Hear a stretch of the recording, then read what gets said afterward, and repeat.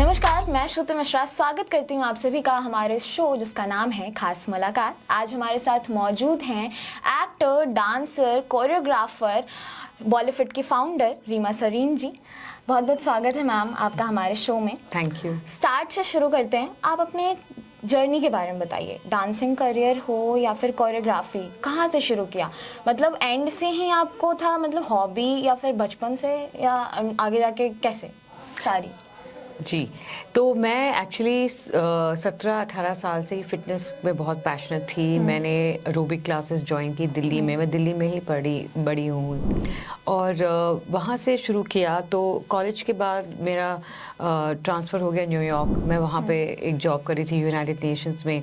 तो वहाँ भी मैंने फ़िटनेस क्लासेस के बारे में बहुत सीखा।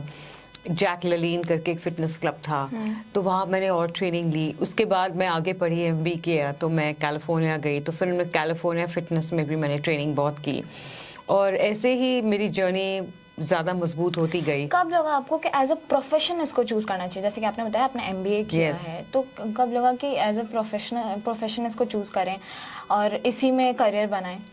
2004 में। 4 में मैं बॉम्बे में थी और मैंने सोचा कि उस टाइम एक्चुअली आइटम नंबर्स बहुत पॉपुलर हो गए थे और फिटनेस का भी क्रेज आई फेल थोड़ा थोड़ा बढ़ रहा है इंडिया में। तो आई सेड व्हाई नॉट कि दोनों को कंबाइन करें, बॉलीवुड म्यूजिक को और फिटनेस रिजीम्स को, और तब जन्मा बॉलीफिट। अच्छा, तो बॉलीवुड की शुरुआत कब से हुई? कब से किया आपने? तो वैसे तो 2004 में ही शुरू हो गई थी in a informal way. I had started teaching the programmes वगैरह, तो मैंने बॉम्बे में शुरू किया था। उसके बाद मैं हैदराबाद ट्रांसफ़र हुई, तो मैंने वहाँ पे भी सिखाया। फिर जहाँ जहाँ भी शोज़, वर्कशॉप्स के तौर से ये अपने आप बढ़ा। और 2010 में एक्चुअली मैंने अपना वो ट्रेडमार्क पाया बॉलीफिट का। तो वहाँ जब वो फॉर्मलाइज हुआ, फिर ब्रांड बहुत ग्रो हुआ और मैं वहाँ तब 2010 में मैं दिल्ली ट्रांसफ़र हो गई। तो वहाँ से फिर मैंने इसको वर्कशॉप्स के माध्यम से स्कूलों में, कॉलेजेस में, प्राइवेट स्टूडियोज़ में मैंने बॉलीफिट को शुरू किया। और इसकी दिल्ली से तो बहुत अच्छी रिस्पांस आई, बाहर से भी आई, और वैसे ब्रांड अपने आप बढ़ता गया। अभी दिल्ली में कब से चल रहा है बॉलीफिट? 2010 से। 2010 से। और वहाँ अब से कितना ग्रो कर पाया है बॉलीवुड? लोगों के उसमें आ पाया है या नहीं? कितने लोग आते हैं मैक्सिमम? तो हमारा वर्कशॉप बेस्ड है। तो ये नहीं कि हम एक स्टूडियो में ही सिखाते हैं। हम स्कूल्स में भी जाते हैं, हम कॉलेजेस में भी जाते हैं। तो आप ऐसा मान सकते हैं कि करीब 10,000 लोगों ने बॉलीफिट तो किया ही होगा। अच्छा, और क्या रिस्पांस था? मतलब दिल्ली में ज़्यादा रिस्पांस थे, मुंबई में जब आपने स्टार्ट किया था उस टाइम क्या था? क्योंकि आई थिंक जब आपने शुरू किया था तब फिटनेस एक अलग वो था और डांस अलग था। आपने कंबाइन किया। ये आइडिया कहाँ से आया, ये कि हाँ फिटनेस को और डांस को कंबाइन करके एक? एक्चुअली जब मैं सिंगापुर से वापस आई 2004 में, तो मैंने देखा कि वो इंडियन जो फिल्म म्यूजिक था अब बहुत कैची हो गया है, फास्ट हो गया है, और पीपल नाइट क्लब्स में इसको बहुत एंजॉय करते हैं, यू नो। तो मैंने बोला कि और फिटनेस को एक बहुत भारी किस्म की एक्टिविटी समझते हैं, ऐसे क्यों नहीं फिटनेस को फन एक्टिविटी बनाएं? कैसे बनाएंगे? जो म्यूजिक के लिए नाचते हैं, उस म्यूजिक फिटनेस कोरियोग्राफी कर लो। अब सिर्फ कूद नहीं सकते, थोड़ा सा डांस एलिमेंट ले आओ। तो ऐसे मैंने ना ये कॉन्सेप्ट बनाया और ये लोगों को बहुत अच्छा लगा। उनको लगा कि वो कहते थे कि हम ट्रेडमिल से इतना बोर हो गए हैं, हम जिम से इतना बोर हो गए हैं और हमें बहुत भारी लगता है। अब हम लुक फॉरवर्ड करते हैं कि हम बॉलीफिट की क्लास में जाएंगे। और इससे एक और फायदा है कि जिसको डांस नहीं भी आता है और वो भी इसको डांस भी आ रहा है और वो फिट भी रह रहा है। आपने इंडस्ट्री में भी काम किया है, तो ये जर्नी कब से शुरू हुई? डांसिंग और कोरियोग्राफिंग जर्नी जब आप मुंबई में गए तो कब से शुरू हुई है? तो ये भी 2004 में ही हुआ। 2004 में मैं अपने आप पहला म्यूजिक वीडियो बनाया था मैंने बॉलीफिट का, और वो मैंने बॉम्बे में दिखाया डायरेक्टर्स, प्रोड्यूसर्स को। एक्चुअली मैं हमेशा कोरियोग्राफर बनना चाहती थी बॉलीवुड में, पर उस टाइम सबने कहा कि आप तो बहुत छोटे हो और यू नो आप कैमरा के सामने क्या एज थी आपकी उस टाइम? उस टाइम मैं 29 की थी। तो उन्होंने बताया कि आप कैमरा के सामने क्यों नहीं आते, और मेरे म्यूजिक वीडियो में मैं ही नाच रही थी। तो फिर मैंने अपना पोर्टफोलियो बनाया और फिर मुझे वो रास्ता थोड़ा उधर की तरफ चला गया, तो फिर मुझे ऑडिशंस आने लगे। फिर मैंने MTV प्रोमोस में काम किया, डांस में मैंने एकता कपूर की सीरियल्स में काम किया, छोटी छोटी फिल्म्स थी, तो मुझे कैमरा के सामने ही काम मिल रहा था। मुझे एज अ कोरियोग्राफर बिगनिंग में काम नहीं मिला। वो काम मेरा शुरू हुआ समझो 2010 में, जब मैं दिल्ली वापस आई। क्या क्या हर्डल्स आए? जैसे कि हम सुनते हैं ना कि एक मतलब एक नॉर्मल इंसान बॉलीवुड में जाना और काम करना बहुत मुश्किल होता है, तो क्या हर्डल्स आए, क्या प्रॉब्लम्स आई, फेस करना पड़ा या इजीली हो गया? क्योंकि कुछ लोग तो इजीली भी चले जाते हैं। हाँ। and कुछ आपके कॉन्टैक्ट्स थे या नहीं? कॉन्टैक्ट्स कुछ थे पर मैंने उनको ज़्यादा यूज़ नहीं किया, और वो भी नहीं समझ पा रहे थे कि क्यों MBA लड़की बॉलीवुड में आएगी।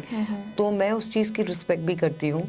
पर मैं एक्चुअली बॉलीफिट का नाम बढ़ाना चाहती थी, पर फिर मेरा ही अपना ही वो एक्टिंग करियर शुरू हो गई, और ज़्यादा कठिन भी नहीं था और ज़्यादा आसान भी नहीं था। रिजेक्शन काफ़ी होती है, आप ऑडिशंस पे जाते हो, आपको काम नहीं मिलता, पर काम मिल भी रहा था। मेरे I had a contract with Balaji serials, छोटे छोटे रोल, कैरेक्टर रोल्स मिल रहे थे। और जैसे मैं बता रही हूँ, मेरा फोकस नहीं था कि मैं सीरियल्स में काम करूं एज अ एक्टर। हाँ, मेरा फोकस था कि मैं बॉलीफिट को कैसे बॉलीवुड में इंट्रोड्यूस करूं।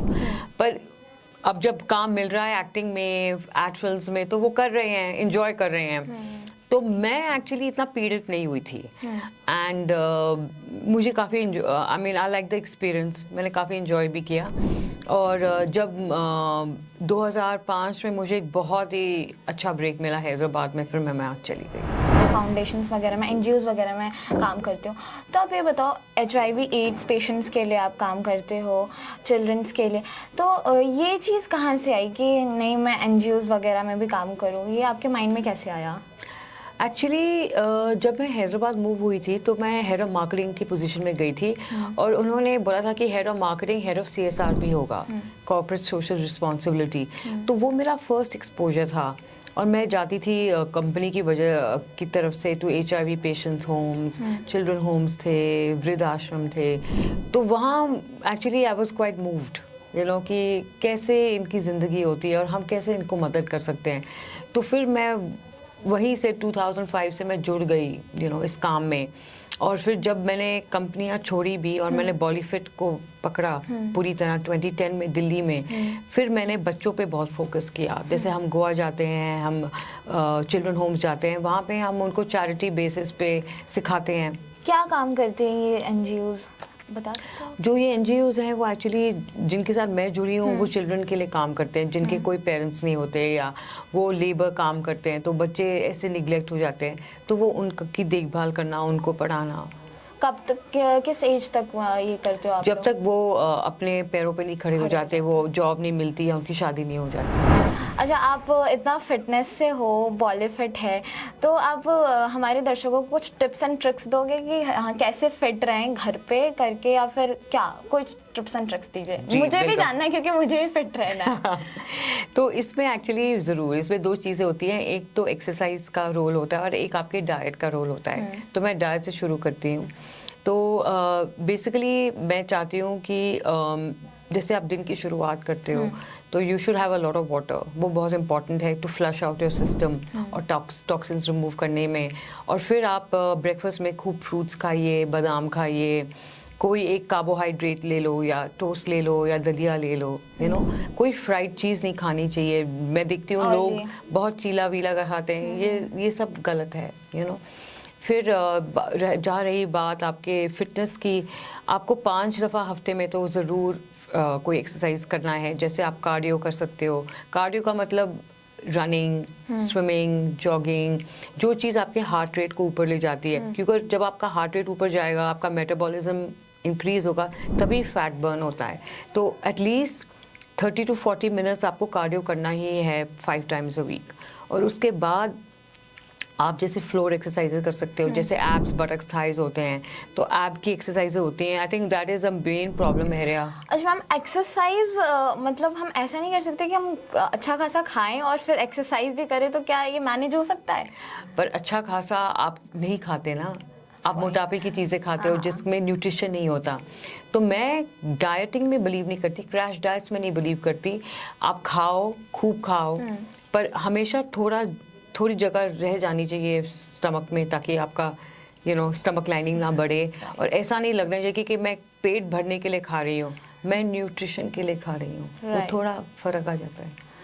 अच्छा, आपसे एक आखिरी सवाल, आपने इस इंडस्ट्री में काम किया है, बॉलीवुड में काम किया है, अब आजकल के यूथ जो अब उधर कुछ ज़्यादा ही झुक रहे हैं, तो उनको आप क्या मैसेज देना चाहोगे कि वो कैसे एंटर करें, क्या ना करें? मैं तो यही कहना चाहूँगी कि आप अपने टैलेंट को देखिए, आप अपने हुनर को देखिए, और आप देखिए आपको कैसा काम बॉलीवुड दे रहा है। अगर आपको उसमें सहमति है, आप फिर ही उसमें जाइए। कोई कॉम्प्रोमाइज़ करने की ज़रूरत नहीं है, क्योंकि आई फील कि अपनी सेल्फ रिस्पेक्ट और अपने हुनर को कायम रखना चाहिए। थैंक यू मैम, बहुत अच्छा लगा आपसे बात करके। Thank you. आज की खास मुलाकात में बस इतना ही। देखते रहिए चेतना मंच। धन्यवाद।